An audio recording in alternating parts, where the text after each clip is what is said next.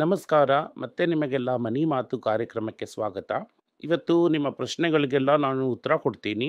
So Vishnu ಕೇಳ್ತಾರೆ, ನಾನು ಉತ್ತರ ಕೊಡ್ತೀನಿ. ಎಲ್ಲರಿಗೂ ನಮಸ್ಕಾರ. ನಮಸ್ಕಾರ ಸರ್. ನಮಸ್ಕಾರ ಸರ್. ನಿನ್ನೆ ಐಟಿ ಫಾರ್ಮಾ ಗೋಲ್ಡ್ ಇದ್ರ ಬಗ್ಗೆ ಎಲ್ಲ ಮಾತಾಡಿದ್ವಿ. ಇವತ್ತು ಈ GST ನ ಕಡಿಮೆ ಮಾಡಿದ್ದಾರೆ. ಕಾರ್ ಪ್ರೈಸಸ್ ಎಲ್ಲ ಕಡಿಮೆ ಆಗಿದೆ. Maruti 8th valuable car maker in world ಅನ್ನೋ ತರ ಫೋರ್ಡ್ಸ್ ನ ಪಾಸ್ ಮಾಡಿದ್ದಾರೆ. ವಾಕ್ಸ್‌ವ್ಯಾಗನ್, ಜನರಲ್ ಮೋಟಾರ್ಸ್ ಎಲ್ಲ ಸಪ್ರೆಸ್ ಮಾಡಿದ್ದಾರೆ ಅನ್ನೋ ತರ ಹೇಳ್ತಿದ್ದಾರೆ ಸರ್. ಬಸ್ ನಾವು ಟೊಯೋಟಾನ ಹೊಡಿದ್ರಿ ಅಂತಂದ್ರೆ ಟೊಯೋಟಾನ ತಗೊಂಡ್ಬಿಟ್ವಿ ಅಂದ್ರೆ ಮಾರುತಿನ ತಗೊಂಡಿತ್ತಾರ ತಾನೆ. ಸರ್, ಈಗ ಟೊಯೋಟಾ ತಗೋಬೇಕು ಅಂತಂದ್ರೆ ನೀವು ಚೆಕ್ ಇನ್ ಬ್ಯಾಲೆನ್ಸ್ ಅಂತ ಇಟ್ಟಿದ್ದೀರಾ. ಮಿನಿಮಮ್ 50,000 ರೂಪಾಯಿ ಒಂದ್ ತಿಂಗಳದ್ ಹಾಕ್ಬೇಕು. ಹಾಗಿದ್ರೆ ಮಾತ್ರ ನೀವು ಅಬ್ರಾಡ್ ಮಾರ್ಕೆಟ್ ತಗೊಳ್ಳಿ ಅನ್ನೋ ತರ ಹೇಳಿದೀರಾ. ಇದ್ರಲ್ಲಿ ಹಾಕಿದ್ರಿ ಅಂತಂದ್ರೆ ಖಂಡಿತವಾಗ್ಲೂ ನಷ್ಟ ಆಗುತ್ತೆ. P35 ಅಂದಿದ್ದಾರೆ sir. PE35 ಅಂತ ಅನ್ನೋದು ಪ್ರಾಬ್ಲಮ್ ಅಲ್ಲ. ಈಗ ಮಾರುತಿ ನಂಬರ್ 1 ಅಂತಿತ್ತು, ನಂಬರ್ 2ನೇ ಇಲ್ದಂಗಿತ್ತು. ತುಂಬಾ ದಿನಕ್ಕೆ ನಂಬರ್ 2 ಹ್ಯುಂಡೈ ಆಗಿತ್ತು. ಈಗ 1 2 3 4ಗೆ ಡಿಫ್ರೆನ್ಸ್ ಗೊತ್ತಾಗ್ದಂಗೆ ಆಗ್ಬಿಡತ್ತೆ. ಈಗ 1 2 3 4 2 3 4 ಬದಲಾಗ್ತಾನೆ ಇದೆ. ಇವಾಗ ಮಹೀಂದ್ರ, ಟಾಟಾ ಆ್ಯಂಡ್ ಹ್ಯುಂಡೈ ಒಳಗೆ ಬದಲಾಗ್ತಾನೇ ಇದೆ. ರೈತಾ, ಆದಷ್ಟು ಬೇಗ ಒಂದಿಗೂ ಬರೋದಕ್ಕೆ ಸಾಧ್ಯತೆ ಇದೆ. ಇಟ್ ಈಸ್ ಬಿಕಾಸ್ ಅವರು ಮಾರುತಿನ ಮುಟ್ಟಕ್ಕಾಗದೆ ಇರೋದಕ್ಕೆ ಮುಖ್ಯವಾದಂತ ಕಾರಣ ಅವ್ರದ್ದು ಈ ಸ್ಮಾಲ್ ರೇಂಜ್ ಆಫ್ ಕಾಸ್ಟ್. ಹೌದು, ಆದರೆ ಈಗ ಏನಾಗೋಯ್ತು ಅಂತಂದರೆ, ಈಗ ಹೋದ 3-4 ವರ್ಷದಿಂದ ಆಲ್ ರೇಂಜಸ್ ಕಾಸು ಮಾರ್ತಾ ಇಲ್ಲ. ಸೊ ಮಾರುತಿದು ಹೈಯರ್ ಎಂಡ್ಕನ್ನೇ ಮಾರಬೇಕಾಗತ್ತೆ. Once you come to higher end ಎಲ್ಲರೂ ಸೇಮ್. ಅದರಲ್ಲೇ ಇವನು ಈ SUVನ ನಿಲ್ಲಿಸಿದ್ದು ಈ ಮಹೇಂದ್ರ. ಮೈಕ್ರೋ SUVನಲ್ಲೂ ನೆಕ್ಸಾನ್ ಎನ್ನುವಂಥ ಬ್ರ್ಯಾಂಡ್ನ 9 ಲಕ್ಷ ಮಾರ್ಬಿಟ್ಟಿದ್ದಾನೆ. 9 lakh car. Micro SUV Punch ಅನ್ನುವಂಥ ಒಂದು ಬ್ರ್ಯಾಂಡು 5 ಲಕ್ಷ ಕಾರ್ನ ಮಾರ್ಬಿಟ್ಟಿದ್ದಾನೆ. ಅದು 10 ಲಕ್ಷ ಕಾರ್ ಮಾರ್ಬಿಡ್ತಾನೆ. ಹ್ಯಾರಿಯರ್ ಅಂತ ಬಿಗ್ ಸೈಜ್ ಬ್ರ್ಯಾಂಡು SUVನೇ ಅದನ್ನು 1.25 ಲಕ್ಷ ಮಾರಿದ್ದಾನೆ. ಇದೆಲ್ಲ ದೊಡ್ಡ ನಂಬರು. ಹಂಗಂತಂದ್ರೆ ಏನಂದ್ರೆ, ಈಗ ಡೈ ಕಾಸ್ಟ್ನ ರಿಕವರ್ ಮಾಡೋದಕ್ಕೆ ಶುರು ಮಾಡಿದ್ದಾರೆ ಅಂತ ಅರ್ಥ.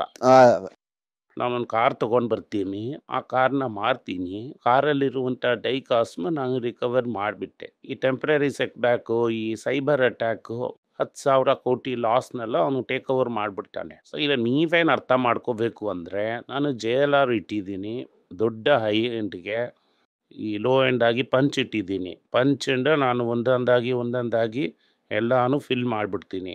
ಇದೇ ಸಮಯದಲ್ಲಿ ನಾನು ಎಲೆಕ್ಟ್ರಿಕ್ ಕಾರ್ ಕೂಡ ಮಾಡ್ತೀನಿ. So I'm a very strong number 3, number 4 layer. Okay, sir.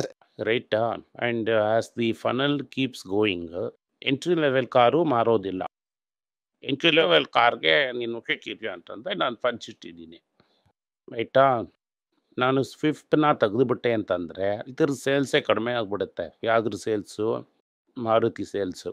ನನಗೆ ಪಂಚ್ ಹೋಗಿದ್ರಿಂದ ದೊಡ್ಡದಾಗಿ ಏಟ್ ಬೀಳುತ್ತೆ. ಆದರೆ ನನಗೆ ಈ ಕಮರ್ಷಿಯಲ್ ವೆಹಿಕಲ್ ಇದೆ, JLR ಇದೆ, ಒನ್ಲಿ ಇದೆ. ನೀವು ಇದನ್ನು ಹೆಂಗೆ ನೋಡ್ಬೇಕಂದ್ರೆ, ಅದೇ Maruti can go by another company. Maruti ಒಂದು Indian company. Maruti can export, Suzuki ಮಾರಿ ದುಡ್ಡು ಸಂಪಾದನೆ ಮಾಡ್ತಾನೆ. ರೈಟಾ? ಟಾಟಾ ಹಾಗಿಲ್ಲ. Tata I am the owner.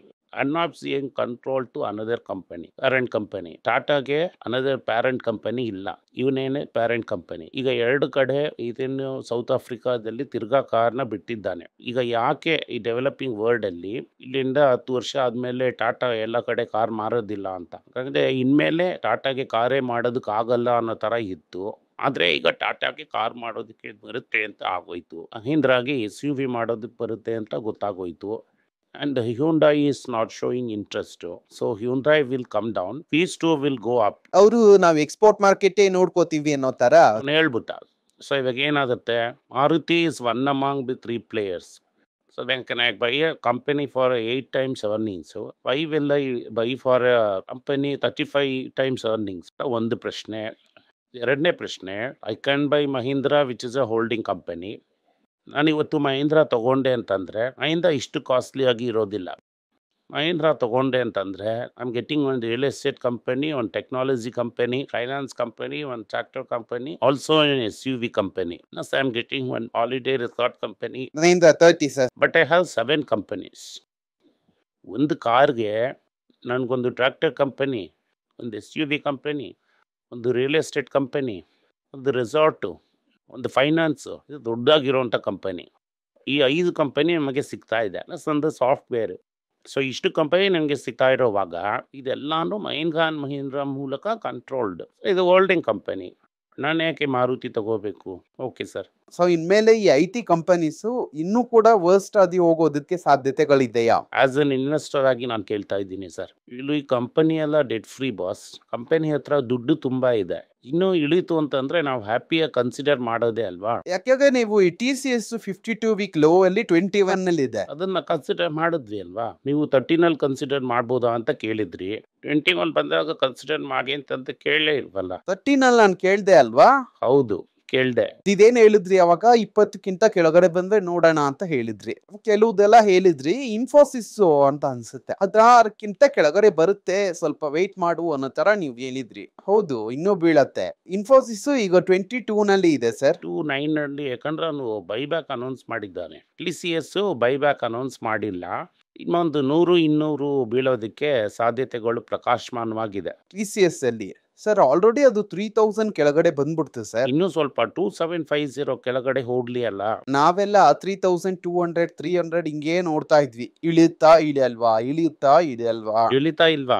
ಇಳಿದ್ಬಿಡ್ತು. ಆದ್ರೆ ಈಗ ನೀವು 2750 ಹೇಳ್ತಾ ಇದ್ದೀರಲ್ಲ. ಏನೋ ಇನ್ನೊಂದು 150 ರೂಪಾಯಿ ತಾನೆ. ಓಕೆ ಸರ್, ಅದು ನಮ್ಮ ಟಿಫನ್ ಕಾಫಿನೇ ಅಷ್ಟೇ ಸರ್. ಒಂದ್ ದಿವಸಕ್ಕೆ 150 ರೂಪಾಯಿ ನೀವು ಇಳಿಯೋದನ್ನ ಇಟ್ಕೊಂಡು ಹೇಳ್ತಾ ಇದ್ದೀರಾ. ಅದಾದ್ಮೇಲೆ ಇನ್ಫೋಸಿಸ್ ಸರ್ 22, ಅದೂನು 20 ಕೆಳಗಡೆ ಹೋಗ್ಲೇಬೇಕು. HCL 22 ನಲ್ಲಿ ಇದೆ sir. Wipro already below 20. Wipro ಒಳ್ಳೆ ಸ್ಟಾಕು, ಅದನ್ನ ಕನ್ಸಿಡರ್ ಬಟ್ ಮಾಡ್ಬೋದು. Tech Mahindra still at 30. ಯಾಕೆಂತಂದ್ರೆ 1 ವರ್ಷ ಲಾಸ್ ಮಾಡಿದ್ರಿಂದ ಅದಿದೆ. ಅದ್ರ ಪಕ್ಕದಲ್ಲಿ ಹೋಗಬೇಡಿ. ಬೇರೆ ಈ 4 ಇದೆ ಅಲ್ವಾ, ಅದರಲ್ಲಿ ವಿಪ್ರೋ ಡೈಲಿ ಒಂದೊಂದಂತ ಆರಿಸ್ಕೋಬಹುದು. ಬೇರೆದೆಲ್ಲ ಇಂಕಿ ಪಿಂಕಿ ಪಾಂಕಿ ಅಂತ ಹಾಕಿ. Okay okay sir. Tech Mahindra ನನಗೆ ಗೊತ್ತಿದ್ದಂಗೆ ತುಂಬಾ ವರ್ಷಕ್ಕೆ ಮುಂಚೆ ನೀವು ಹೇಳಿದ್ದಲ್ವಾ ಸರ್? ತುಂಬಾ ವರ್ಷಕ್ಕೆ ಮುಂಚೆ 2015-16. 300 ರೂಪಾಯಿ 350 ರೂಪಾಯಿ ಏನೋ.